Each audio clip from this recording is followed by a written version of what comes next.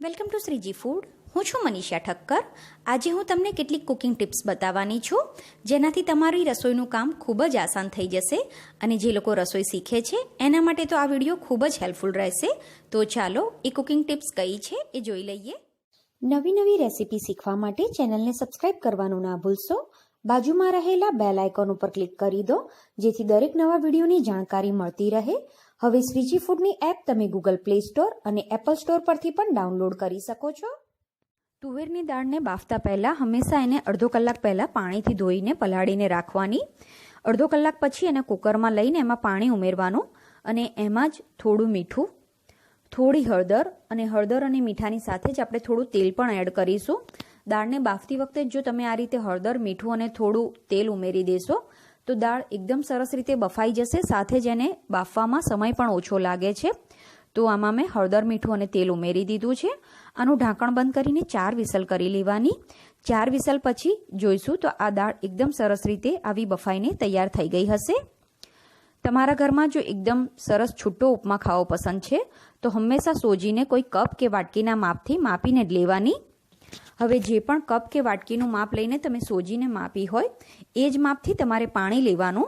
તો 1 કપ સોજીની સામે 1.5 કપ પાણી અત્યારે હું માપીને લઉં છું. જે પણ વાટકી કે તપેલીનું માપ તમે લીધું હોય એ પ્રમાણે તમારે પાણી લેવાનું છે, 1.5 ગણું. તો આ પાણી મેં માપીને આ વાસણમાં લઈ લીધું છે. હવે બીજી ટિપ્સ છે, એના માટે આપણે થોડું ઘી ગરમ કરવા માટે મૂકીશું. અને જ્યારે પણ જે પાણી તમે માપીને લીધું હોય ઉપમા માટેનું, એને ઉપયોગમાં લેતા પહેલાં થોડું એને ગરમ કરીને ઉપયોગમાં લેવાનું. તો ઉપમા બનાવો ત્યારે સાઈડમાં પાણી ગરમ કરવા માટે મૂકી દેવાનું માપીને. ઘી ગરમ થાય એટલે જે સોજી હોય એને શેકી લેવાનો છે ઘીમાં. સ્લો ટુ મીડિયમ ગેસ ઉપર શેકીશું અને 2 થી 3 મિનિટ માટે જ એને થોડો શેકવાનો છે, કલર ચેન્જ નથી થવા દેવાનો. તો આ રીતે તમે સોજી શેકીને ઉપમા બનાવશો તો એનો ટેસ્ટ ખૂબ જ સરસ આવશે. અને જો તમારા ઘરમાં ઉપમા વધારે બનતો હોય તો આ રીતે સોજીને શેકીને એ ઠંડો થાય એ પછી તમે એને બોટલમાં ભરીને પણ સ્ટોર કરી શકો છો. એટલે જ્યારે પણ તમારે ઉપમા બનાવવો હોય તો ફટાફટ તમે એમાંથી ઉપમા બનાવી શકો છો. સોજીને શેકવાનું અને પાણીનું મેઝરમેન્ટ, આ 2 ટિપ્સનું ધ્યાન રાખીને તમે જો ઉપમા બનાવશો તો તમારો ઉપમા એકદમ સ્વાદિષ્ટ અને આ રીતે એકદમ છૂટો બનશે. તમારા ઘરમાં જો એકદમ ક્રિસ્પી ઢોસા ખાવા પસંદ હોય તો જ્યારે પણ એના માટેનું ખીરું તમે તૈયાર કરો, એટલે એના માટે જે દાળ ચોખા તમે પલાળો તો અડદની દાળની સાથે જ તમારે થોડી ચણાની દાળ અને થોડા સૂકી મેથીના દાણા પણ પલાળી દેવાના. તો અત્યારે મેં 3 વાટકી ચોખા, 1 વાટકી અડદની દાળ, એની સાથે જ 2 ચમચી ચણાની દાળ અને અડધી ચમચી સૂકી મેથીના દાણા પણ પલાળ્યા છે. એ પછી એ પલળી જાય એટલે એને વાટીને ખીરું ફર્મેન્ટેશન માટે મૂકવાનું અને એમાંથી જે તમે ઢોસા બનાવશો એકદમ સરસ આવા ક્રિસ્પી બનશે. ચટણીને એકદમ સરસ લીલો કલર લાવવા માટે હંમેશા એમાં ફુદીનો અને લીંબુનો રસ છેલ્લે ઉમેરવાનો. ક્યારેય પણ કોથમીરની સાથે ફુદીનો નહીં ઉમેરી દેવાનો, નહીં તો ચટણીનો કલર કાળો પડી જશે. અને સાથે જ ચટણી બનાવવા માટે જે પાણી ઉપયોગમાં લઈએ એ પાણી ફ્રીજનું ઠંડુ ઉપયોગમાં લેવાનું. જો ઠંડુ પાણી ના હોય તો તમે બરફ પણ ઉપયોગમાં લઈ શકો તો ચટણી સરસ લીલી બનશે. જ્યારે પણ મમરા વઘારો કે કોઈ પૌવાનો ચેવડો બનાવો ત્યારે હંમેશા હળદરને આ રીતે વઘારમાં ઉમેરવાની. આ ટાઈમે તમે હળદર ઉપયોગમાં લેશો તો હળદરનો કલર ખૂબ જ સરસ મળશે. સાથે જ હળદર જેટલી રૂટીનમાં ઉપયોગમાં લેવાતી હશે એનાથી ઓછી ઉપયોગ કરવી પડે છે તો સરસ કલર પણ તમને મળી જશે. રોટલીને ઠંડી થયા પછી પણ પોચી રાખવા માટે તમારે અમુક ટિપ્સનું ધ્યાન રાખવાનું હોય છે. તો સૌથી પહેલાં તો એનો લોટ પરફેક્ટ બાંધવાનો. તો જો ઘઉંના લોટમાં તમે મીઠું નાખતા હોય તો મીઠું નાખીને કે નાખ્યા વગર એનો લોટ બાંધી દેવાનો છે. ને આનો પરોઠા કરતાં ઢીલો લોટ બાંધવાનો હોય છે. એટલે સૌથી પહેલાં તો એનો લોટ બાંધવામાં તમારે પરફેક્ટ ધ્યાન રાખવાનું છે. થોડું પાણી ઉમેરતા જઈને આનો પરોઠા કરતાં ઢીલો લોટ બાંધી લેવાનો છે. તો આ રીતે મેં એનો લોટ બાંધી દીધો છે. લોટ બંધાઈ જાય એ પછી થોડો તેલ લઈને આ લોટને મસળી લેવાનો. લગભગ 2 થી 3 મિનિટ લોટને મસળવાનો છે કે જ્યાં સુધી આપણે જે તેલ ઉપયોગમાં લીધું હોય એ સરસ રીતે લોટમાં મિક્સ થઈ જવું જોઈએ. જેટલો લોટને મસળીએ એટલી જ રોટલી ઠંડી થયા પછી પણ ખાવામાં સોફ્ટ લાગે. ઘણા લોકોની કમેન્ટ હોય છે કે અમારી રોટલી તો ગરમ ખાઈએ તો પણ ચવાતી નથી હોતી. તો આ બધી ટિપ્સનું ધ્યાન રાખજો. લોટ બાંધીને 20 મિનિટ રાખવાનો, એ પછી રોટલી બનાવવાની અને શેકતી વખતે પહેલી વાર ધીમો ગેસ, રોટલીને ફેરવો, પછી મીડિયમ ગેસ અને બીજી બાજુ પણ શેકાઈ જાય એટલે જેટલી રોટલીની સાઈઝ હોય એ પ્રમાણેની ગેસની ફ્લેમ રાખીને રોટલીને શેકવાની. તો આ રીતે લોટ બાંધીને અને આ રીતે રોટલી શેકશો તો ઠંડી થયા પછી પણ પોચી રહેશે.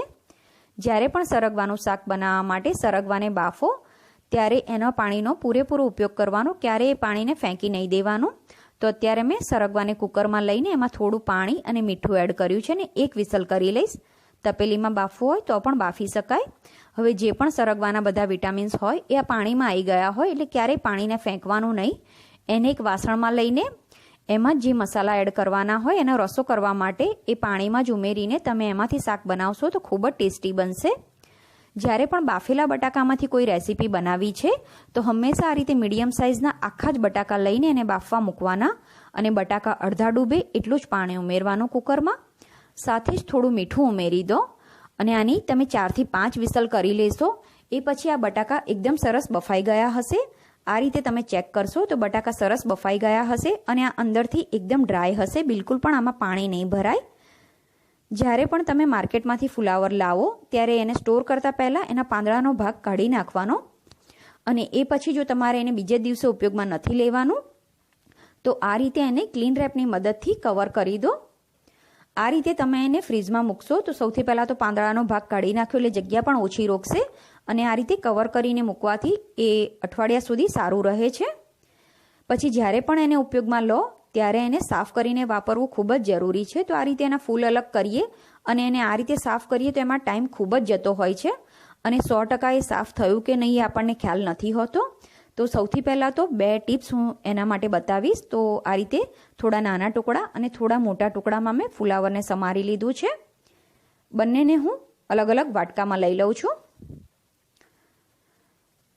તો સૌથી પહેલી ટિપ્સ છે ફુલાવરને સાફ કરવાની, જેના માટે આ રીતનું માર્કેટમાં લિક્વિડ મળતું જ હોય છે જે ફ્રૂટ અને શાકભાજીને સાફ કરવા માટે વપરાય છે. વેજ વોશ પ્લસ એનું નામ છે અને આનાથી તમે ફ્રૂટ કે વેજીટેબલને ધોઈને વાપરવાના ઉપયોગમાં લેશો તો એ ખૂબ જ સરસ રીતે સાફ થઈ જાય છે. અને આ કેવી રીતે ઉપયોગમાં લેવું એના બધા ઇન્સ્ટ્રક્શન બોટલ પાછળ લખ્યા હોય છે. 500 ml પાણીમાં 5 ml આ લિક્વિડ ઉમેરવાનું હોય છે અને કોઈ પણ રિલાયન્સ સ્ટોરમાં તમને મળી જશે. લિક્વિડ પાણીમાં ઉમેરી દેવાનું છે ને આને સરસ રીતે મિક્સ કરી લેવાનું છે. મોટા ટુકડામાં જે ફુલાવર આપણે સમાર્યું હતું એને મેં આ લિક્વિડવાળા પાણીમાં ઉમેરી દીધું છે અને લિક્વિડવાળા પાણીમાં આ ફુલાવરને 10 મિનિટ માટે રાખવાનું છે. 10 મિનિટ તમે એને લિક્વિડવાળા પાણીમાં રહેવા દો. પછી ચોખ્ખા પાણીથી એને 2 થી 3 વાર ધોઈ લેવાનું છે જેથી એ એકદમ સરસ રીતે સાફ થઈ જાય.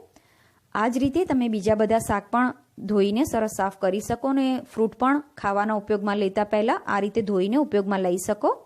હવે બીજી ટિપ્સ છે જે ફુલાવર નાના ટુકડામાં આપણે સમાર્યું હતું એના માટે મેં પાણી ગરમ કરવા માટે મૂક્યું છે. પાણી ગરમ થાય એટલે એમાં થોડું વિનેગર અને થોડું મીઠું ઉમેરીને ગેસ બંધ કરી દેવાનો છે. પાણીને ઉકાળવાનું નથી. હવે ફુલાવરના ટુકડા એમાં ઉમેરી દો અને આને ગરમ પાણીમાં 20 મિનિટ સુધી રહેવા દઈશું. 20 મિનિટ પછી આ પાણીનું ટેમ્પરેચર બદલાઈ ગયું હશે. એ પછી આ ફુલાવરના ટુકડાને સાદા પાણીથી પણ 2 થી 3 વાર ધોઈ લેવાના જેથી એકદમ સરસ ચોખ્ખા થઈ જાય. તો આ બેમાંથી જે પણ મેથડ તમને ઇઝી લાગે એ પ્રમાણે તમે ફુલાવરને સાફ કરીને ઉપયોગમાં લઈ શકો છો. હવે જ્યારે પણ આપણે પત્તાવાળા શાકભાજી લાવીએ ત્યારે ખૂબ જ જલ્દી ખરાબ થઈ જતા હોય છે. તો એને સ્ટોર કરતાં પહેલાં સૌથી પહેલાં તો એના પાંદડા સરસ રીતે ચૂંટી લેવાના છે અને એમાં કોઈ પણ પીળા પડી ગયેલા કે ખરાબ હોય એવા પત્તા ઉપયોગમાં નથી લેવાના. એ પછી પેપર નેપકિન લેવાનું છે અને એમાં જે ભાજી આપણે સાફ કરીને રાખી હોય એને લઈ લેવાની છે. જો પાલક થોડી પણ ભીની હોય કે એમાં પાણી હોય તો એને ન્યૂઝપેપર ઉપર થોડીવાર માટે પોળી કરીને રાખજો જેથી જે એમાં પાણીનો ભાગ હોય એ સુકાઈ જાય અને પાલક એકદમ ડ્રાય થઈ જાય. એ પછી જ એને આ રીતે પેપરમાં પેક કરવાની, નહીં તો જો પાણીવાળી એ હશે તો એ બગડી જશે. આ રીતે તમે એને ઝીપલોક બેગમાં કે ડબ્બામાં રાખી શકો છો. સેમ એ જ રીતે મેં મેથીની ભાજીને પણ ચૂંટીને તૈયાર કરી લીધી છે.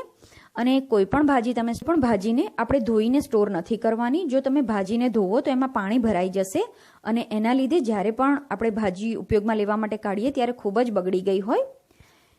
હવે આ મેં કોથમીર લીધી છે અને કોથમીરને પણ પહેલાં સાફ કરી લેવાની છે અને એકલા પાંદડા લેવાના બદલે થોડી ડાળી પણ એની સાથે લેવાની અને સાફ કરી લો. એ પછી ચેક કરી લેવાનું કોઈ પણ ખરાબ પત્તું કે પીળું પડી ગયેલું પત્તું એમાં આવ્યું ના હોય. સાફ કરી લો. એ પછી એને પણ પેપર નેપકિનમાં એ રીતે લઈ લેવાની છે ને દર 2-3 દિવસે તમારે પેપર નેપકિન ચેક કરતું રહેવાનું. જો એ પલળી ગયું હોય કે એમાં જો કોઈ ભાજી પણ ખરાબ થઈ ગઈ હોય તો એને તમારે કાઢીને અલગ કરી દેવાની, નહીં તો એ બીજા પત્તાને પણ ખરાબ કરે. આ રીતે તમે એને ઝીપલોક બેગમાં કે પછી વધારે ક્વોન્ટિટીમાં લાવ્યા છો તો થોડી ઝીપલોક બેગમાં અને થોડી તમે આ રીતે ડબ્બામાં પણ સ્ટોર કરી શકો છો. ડબ્બામાં પણ પેપર નેપકિન મૂકી દેવાનું અને એની ઉપર બીજું પેપર નેપકિન મૂકીને ડબ્બાને બંધ કરી દેવાનું. તો આ રીતે 10 થી 15 દિવસ સુધી ભાજી સારી રહેશે. જ્યારે પણ આપણે સેન્ડવિચ બનાવીએ ત્યારે એની કિનારીઓ કાઢીએ તો ઘણીવાર એ ફેંકી દેતા હોઈએ છીએ, પણ એ ફેંકી દેવાના બદલે તમે એને જો મિક્સરમાં વાટીને એના બ્રેડ ક્રમ્સ બનાવીને એમાંથી કોઈ નવી રેસીપી બનાવશો તો ખૂબ જ સરસ બનશે. તો તાજી બ્રેડના ટુકડાને કે બ્રેડના ટુકડાને સૂકવીને ડ્રાય બ્રેડ ક્રમ્સ બનાવીને પણ તમે સ્ટોર કરી શકો છો.